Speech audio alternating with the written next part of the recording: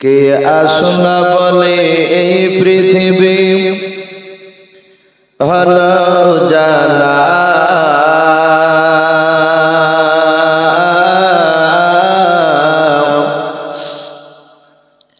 কে গাইল এসে সামের গান শূন্য কাফেলা।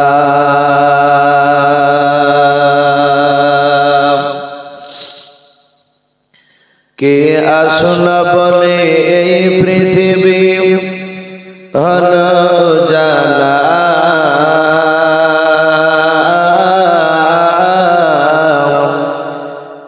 কে গাইল এসে সামের গান শূন্য কাফেলা।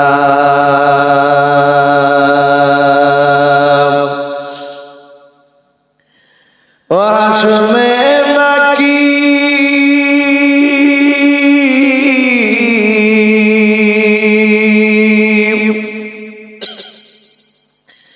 ও হাশমে মাকি মাদানী শাহে মদিনা।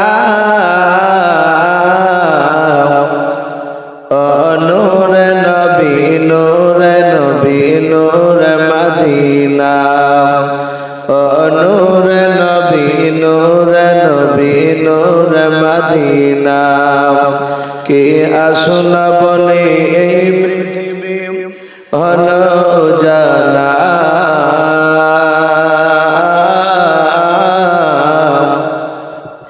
কে গাইল এসে সামের গান শূন্য কাফেলা।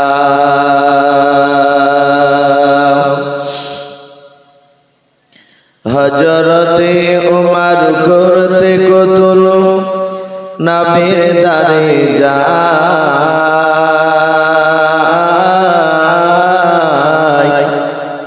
আর নূরানী তার চেহারা দেখে উমর ফিদা হয়ে যায়। একবার মহব্বত করুন সুবহানাল্লাহ।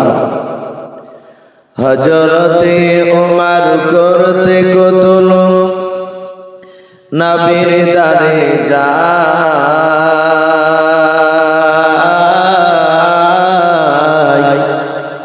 আর নূরানী তার চেহারা দেখে উমর ফিদা হয়ে যায়। যার মায়াবী চেহারা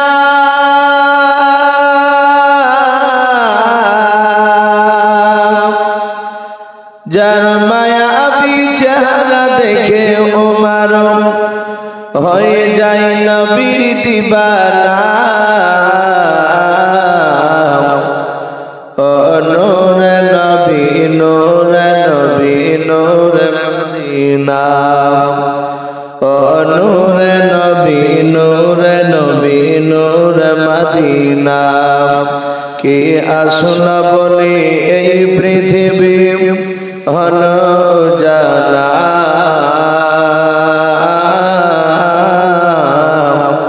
কে গাইল এসে সামের গান শূন্য কাফেলা।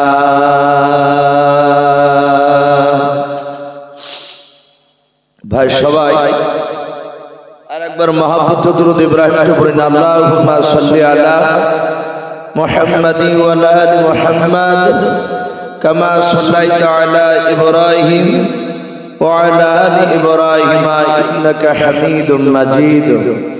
আল্লাহুম্মা বারিক আলা মুহাম্মাদি ওয়া আলা আলি মুহাম্মাদ কামা বারাকতা আলা ইব্রাহিম وعلى آل إبراهيم إنك حميد مجيد صلى الله تعالى عليه وسلم.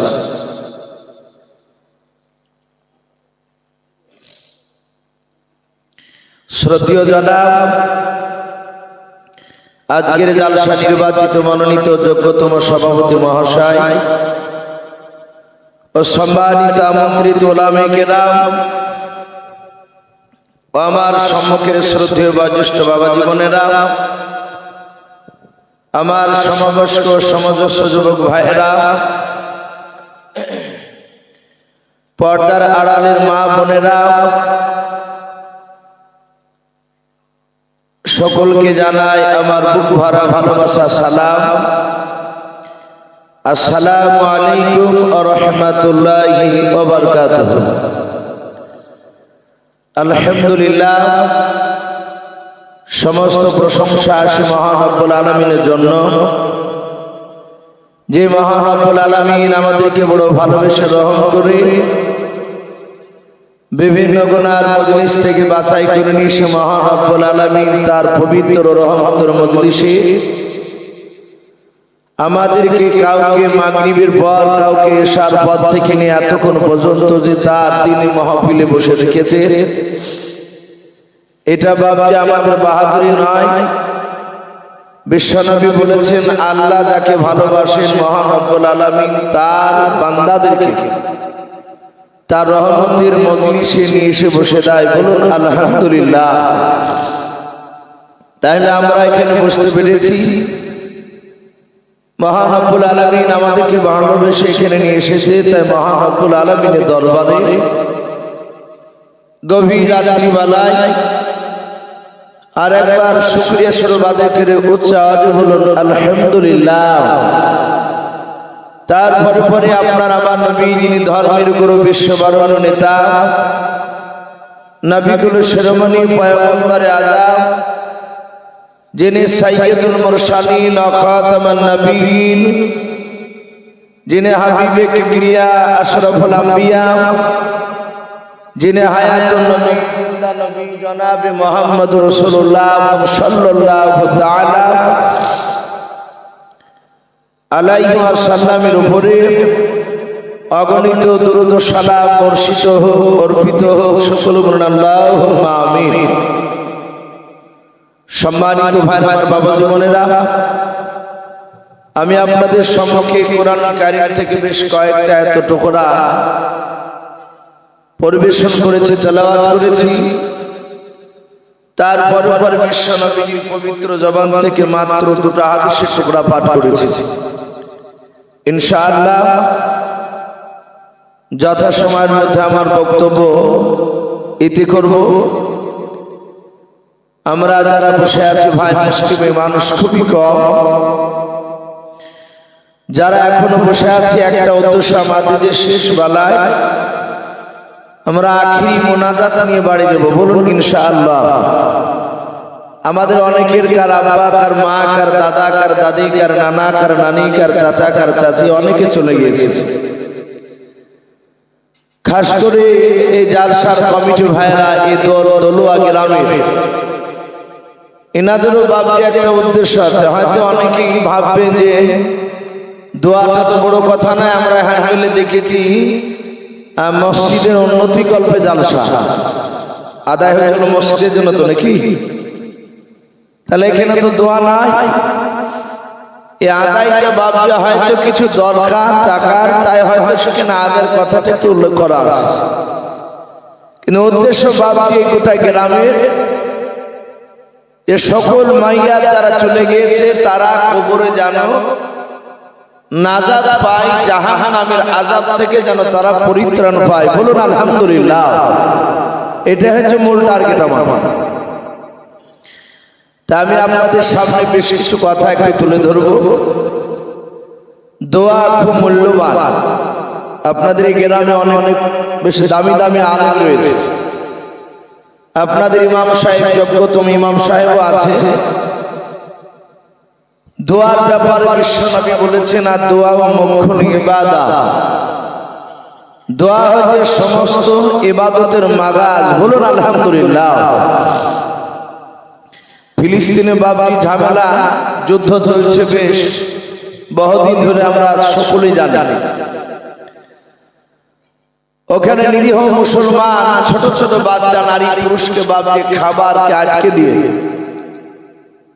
খাবার খেতে না দিয়ে, আমরা হাদিসের ভাষায় পড়েছি, হাদিসে পেয়েছি, রাসূলুল্লাহর জামানায় ক্ষুধার্ত অবস্থায় মানুষেরা, সাহাবারা, এমনকি আপনার আমার রাসূল পর্যন্ত তাদের জীবনীতে শেষে তারা 8 দিন 10 দিন করে পেটে পানি ছাড়া খাবার যায়নি।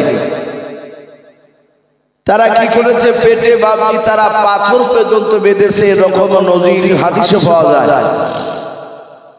এগুলো দেখেছিলাম না। যারা পেপার পত্রিকা বাপজি দেখছে, ফিলিস্তিনের ছোট ছোট বাচ্চারা পর্যন্ত বাপজি অনেকে তারা পেটে দড়ি দিয়ে পাথর বেঁধেছে। খোদার তাড়নায় গোটা পৃথিবীর মুসলমান বাপজি চুপচাপ তাকে থেকে বাপজি কথাগুলো দেখছে, শুনছে। আজ মানুষ আমাদের ইমান বাপজি কমজোরি হয়ে গিয়েছে। আর এটা রাসূলুল্লাহ বলেছেন কিয়ামতের আগে মুসলমানকে বাপজি কষ্ট দিবে তখনই যখনই মুসলমান তারা আল্লাহর রাস্তা থেকে দূরে সরে যাবে। আল্লাহ বলছেন তখন আমি তাদের মধ্যে থেকে, তাদেরই কওমের মধ্যে থেকে বেঈমান বাদশা খাড়া করব। এই বেঈমান বাদশা প্রায় জায়গাতে বাপজি খাড়া হয়ে গিয়েছে। জায়গা জায়গায় মুসলমানকে বাপজি মারছে। এই মুসলমান এখনো বাপজি ঘুমিয়ে আছে, এখনো ঘুম ভাঙেনি।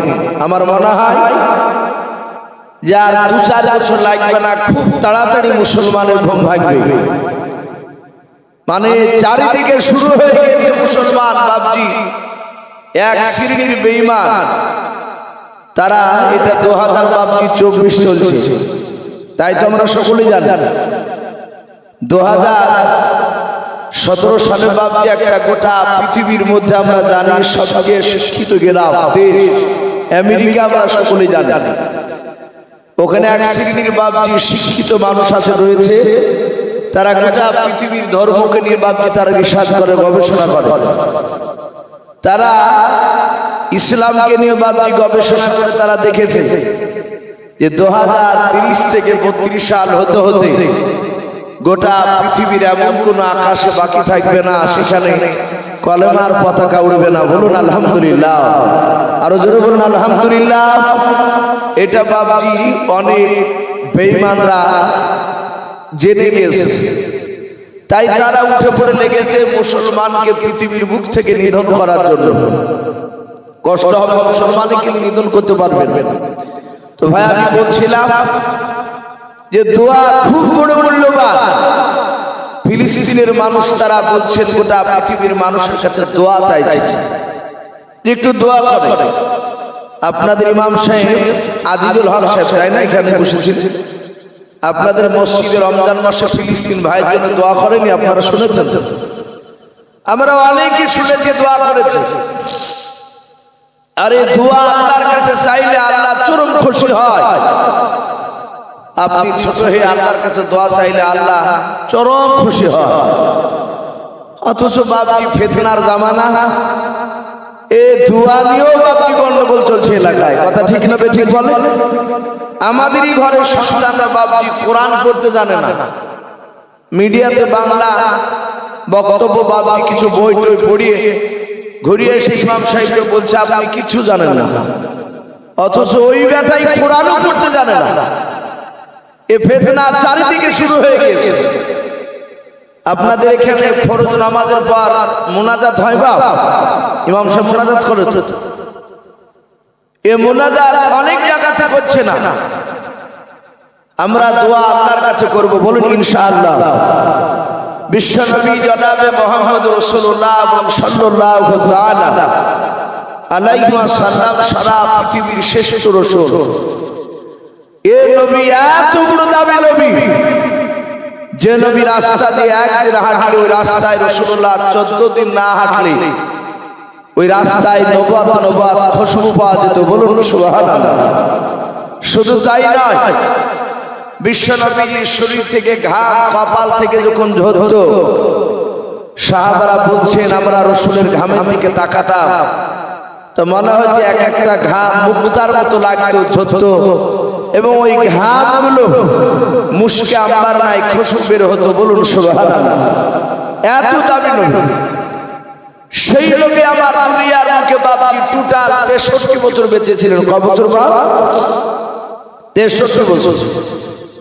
আমার নবী দুনিয়ার মুখ থেকে বিদায় নেবেন তার কিছুদিন আগে কিতাবে লিখেছে আল্লাহর নবী 17 দিন ধরে এ মাথার যন্ত্রণায় কাতর হয়ে রাসূলুল্লাহ বিছানাগত হয়েছিলেন, বিছানায় পড়েছিলেন 17 দিন।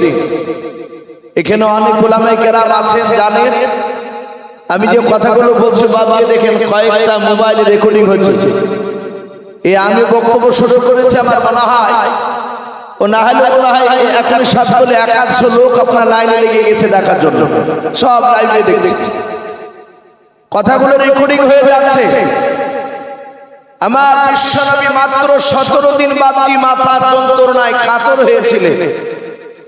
আপনাদের জানা আছে আমার নবী দুনিয়ার মুখে ইন্তেকাল করার আগে ওয়াক্তের ফরজ নামাজ নবী ইমামতি করতে পারেনি মসজিদে নববীতে। বাবা কারো জানা আছে?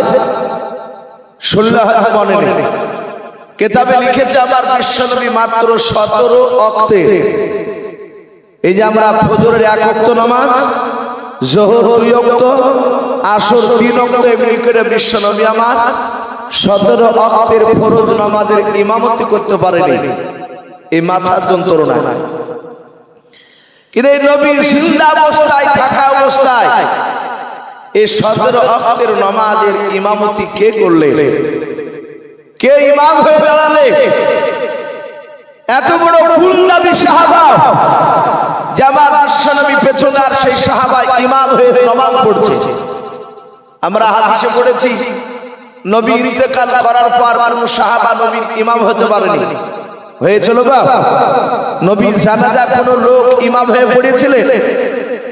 সবাই জানাজা পড়েছেন, এটা হাদিসে এসেছে, কিন্তু কেউ ইমাম হতে পারে নাই। হযরত আবু বকর সিদ্দিক রাদিয়াল্লাহু তাআলা আনহুকে বললেন আপনি ইমাম হয়ে নামাজ পড়ান জানাজা রাসূলুল্লাহ। আবু বকর কাঁদতে লাগলেন যে আমি ইমাম হতে পারবো না, কারণ বিশ্বনবী সারা পৃথিবীর ইমাম, আর সেই ইমামের আবার কি ইমাম হবে? আমরা সেই যোগ্য এখানে রাখতে পারি না, আমরা পারবো না। হাজার হাজার সাহাবা কয়েক দফা তারা কাতার বেঁধে দাঁড়িয়ে দাঁড়িয়ে আপনি আপনি তারা নিজে নিজে জানাজা পড়েছে, কেউ ইমাম হয়। কিন্তু আমার বিশ্বনবী জিন্দা থাকা অবস্থায় কে ইমামতি করলেন? ভাইরা আমার, বাবা জীবনেরাও, আল্লাহর নবী জনাবে মুহাম্মদ রাসূলুল্লাহ সাল্লাল্লাহু তাআলা আলাইহি ওয়াসাল্লাম নবীর আমার বৃহস্পতিবার সকালবেলায় মাথার যন্ত্রণা ব্যথা শুরু হয়ে গেল বেশি। আল্লাহ রাসূল হযরত মাইসা সিদ্দিকা রাদিয়াল্লাহু তাআলা আনহা কোলের উপর মাথা রাখা আছে বিশ্বনবী দরুদ নবীর আমার। নবী বলেন আয়েশা আমার কপালগুলো একটু টেনে টেনে দাও, টিপে দাও, চুলগুলো আস্তে আস্তে করে টেনে দাও। আয়েশা বিশ্বনবীর অর্ধাঙ্গিনী বিবে টেনে দিয়েছিলেন।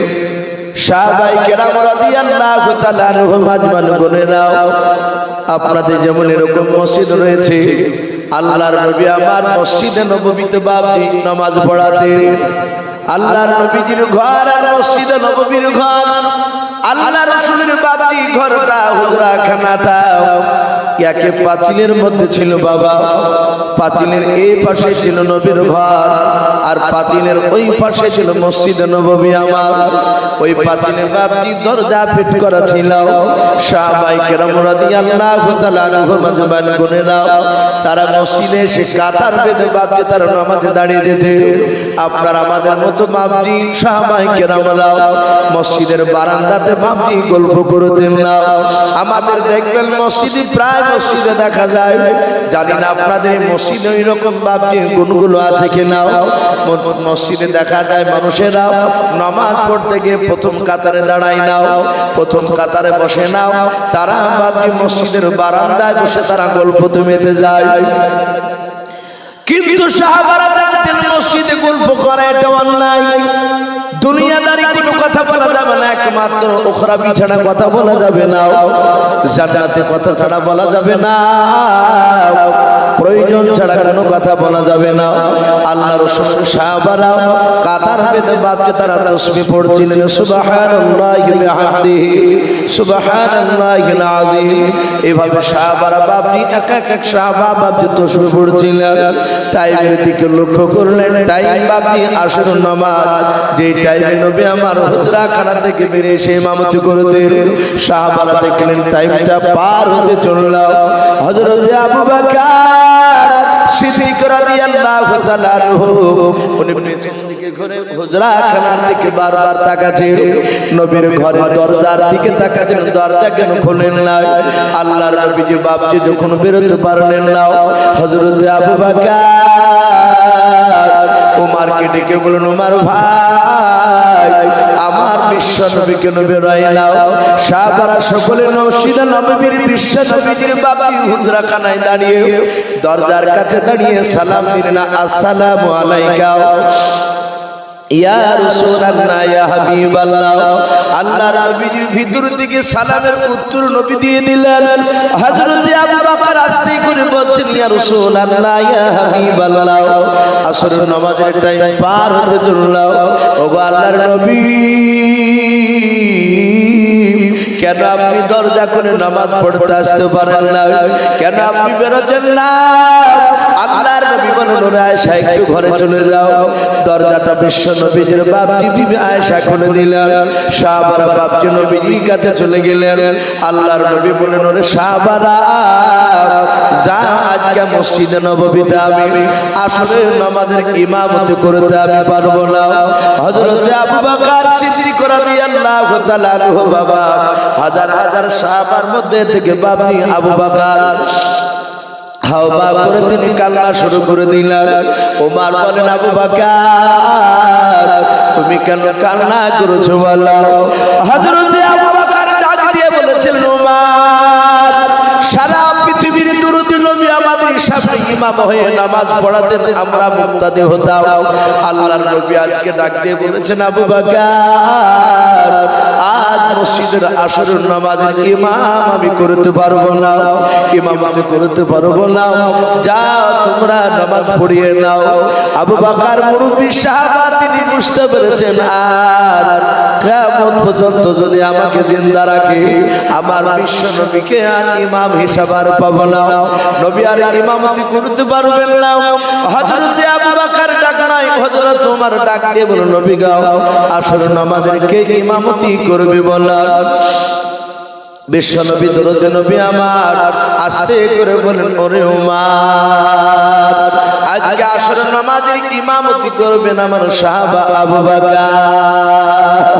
হযরত আলী রাদিয়াল্লাহু তাআলা আনহু ডাক দিয়ে বলেন, নবী, হযরত আপনি আবু বকরকে হুকুম দিয়েছেন? বলে, হ্যাঁ আল্লাহর নবী, আমরা জানি আবু বকর সবচেয়ে দামি সাহাবা, কিন্তু নবী শুনে না, আমার আবু বকরের তিনটা বড়রা। আবু বকর একাই ইমামতিতে যদি দাঁড়িয়ে যায়, ও নবী, আমাদের মনে হয় আবু বকর বেহুশ হয়ে পড়ে যাবেন। আপনি আবু বকরকে বাদে ওমরকে হুকুম দেন। আল্লাহ রাসূল ডাক দিয়ে বলেন, সাহাবারা শুনে নাও, আমি বিশ্ব নবী আমি আবু বকরকে বললাম, আবু বকর ইমামতি করবে। আল্লাহর নবী এক না দুই না তিনবার বাপজি কথাটা বললেন। আবু বকর ইমামতি বাপজি করতে শুরু করলেন। আল্লাহর নবী, মায়ার নবী, দরুদি নবী জনাবে মুহাম্মদ রাসূলুল্লাহ সাল্লাল্লাহু তাআলা আলাইহি ওয়াসাল্লাম ডাক দিয়ে বললেন, আয়েশা একটু তুমি আমার কাছে এসো। সাহাবারা কেউ নাই, সবাই মসজিদে দাঁড়িয়ে গেছে নামাজে। আল্লাহ রাসূলের বিবি আয়েশা ছুটে চলে আসলেন। আল্লাহর নবী কাদার বলেন, ওরে আয়েশা, মসজিদে নববীতে কে ইমামতি করেছে? আল্লাহ, কে নামাজে দাঁড়িয়েছে রে আয়েশা? হযরত সিদ্দিকা রাদিয়াল্লাহু তাআলা আনহা ডাক দিয়ে বলেন, নবী, মসজিদে নববীতে ইমামতি করেছেন আমার আব্বা আয়েশা বলেন,